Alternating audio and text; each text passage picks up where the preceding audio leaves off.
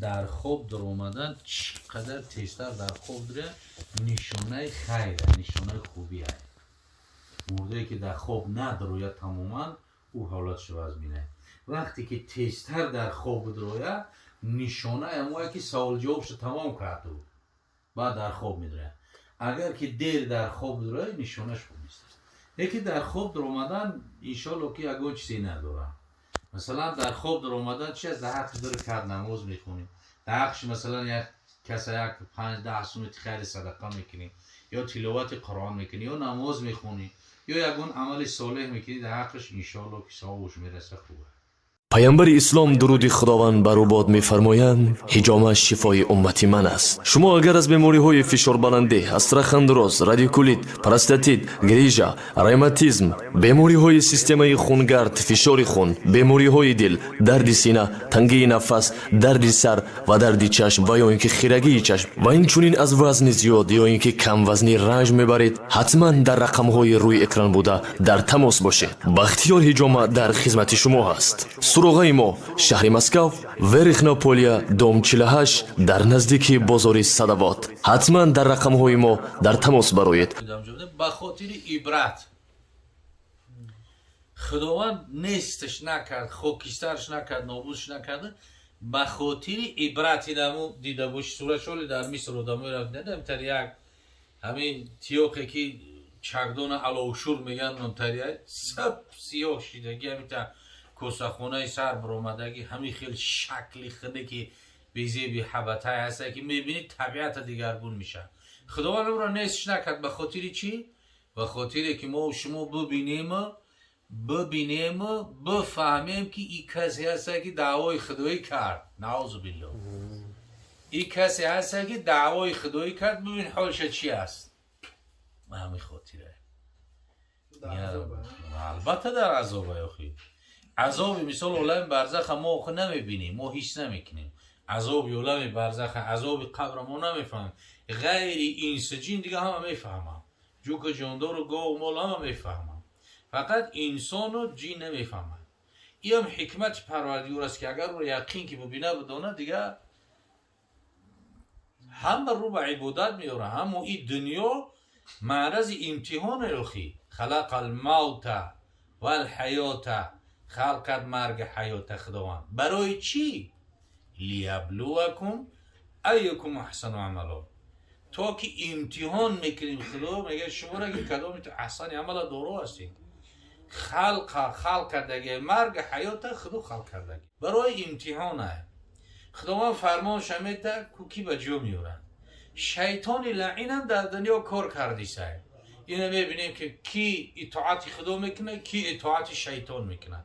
همین جا خودش علاقه کار معلوم است. داملا همین یهودی ها ابتداش برادر حضرت یوسف بودن. بله، از زمانی بعد از حضرت یعقوب علیه السلام خیلی همین حضرت اسماعیل ابوالعرب میگن. عرب از زمان حضرت اسماعیل پیدا شده. یهودا زمان یکی بچه‌اش یهودا نومده شد. یهودا میگن بعضی یهودا میگن. از نسل همون پنجتگی است.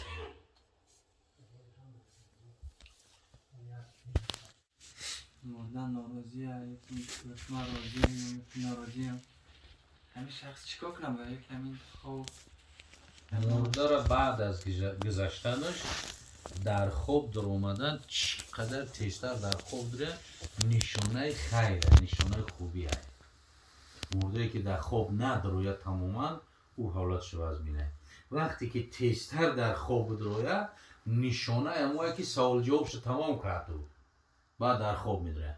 اگر که دیر در خواب دروید نشانهش خوب نیست. یکی در خواب در اومدن انشالله که اگه چیزی نداره. مثلا در خواب در اومدن چی از در حقش داره کرد نماز میخونی، در حقش مثلا یک کسی یک 5-10 سومت خیر صدقه میکنی یا تلاوت قرآن میکنی یا نماز میخونی یا یکون عمل صالح میکنی، در حقش انشالله که ثوابش میرسه خوبه.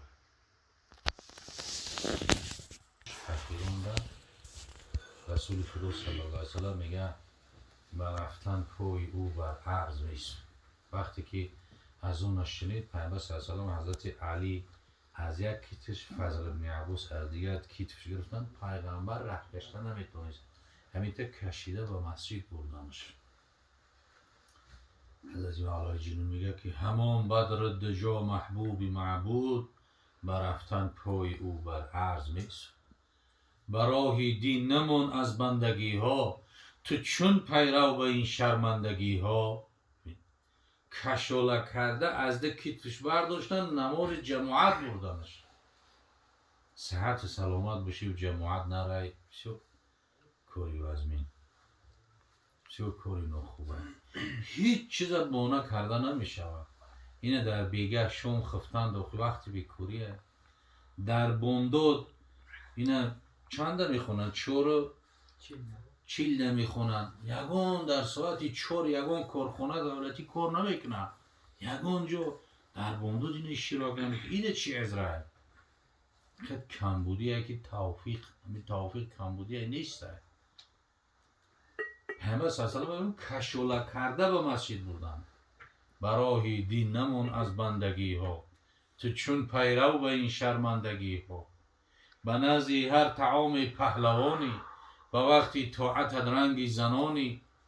یک جای دفگن ها یک جو تشکیلی بسیار نون خوبه همه ده قشلاق میخیزه و همجا را میروه. لیکن معزین صدا میزنه که الله اکبر خدا بزرگ است. معزین صدا میزنه حی علی الصلاة ایتی الی الصلاة بیشتو بید به سوی نماز. حی علی الفلاح شتاب کنید به سوی نماز. نمیرم. دعوتی برای شکم قبول میکنن دعوتی برای خدا را نی یکم تراندیشه کنین خیلی جوابگری وزمین داره. براهی دین نمان از بندگی ها تو چون پیرو به این شرمندگی ها. به نزی هر طعام پهلوانی با وقتی طاعت رنگی زنانی. روی کوها به عزمی بیل دسته و مسجد می شود پایت شکسته. ای سر تو بگره کار میکنی یکی همه 10 دقیقه وقتم 5 دقیقه وقتم میگیر کشی چون گاو دویم بار دنیا شوی در خدمتی مولا کسلها. پیامبر صلی الله علیه وسلم حضرت عایشه صدیقه را پرسیدن که ما در بیرون میدیدیمش در زندگی چگونه بود. حضرت عایشه مادر ما گفت کان خلقه قرآن اخلاق رسول الله قرآن بود و ما خرسندی میکرد شوخی میکرد یاردن میکرد کمک میکرد با وقتی خوش زندگی را میبود پیامبر. اما وقتی که میگه صدای اذان میشنید همچنان که دیگر ما را نمیشناسد. نماز همون قدر پیامبر صلی الله علیه و خوبی بود حکمش با وجیب میرسد.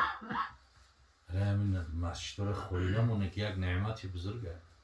همین بی‌پرواگی بعضی کوهستانا و قشلاق‌ها بود که میرفتیم در محرابش حتی تورتنک نمیدگیه.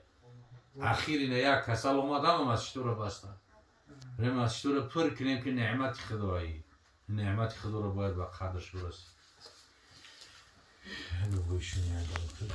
آمين. اللهم اجعل نعمتنا دائما دولتنا قائما وأولادنا عالما ولا تسلط علينا ظالما.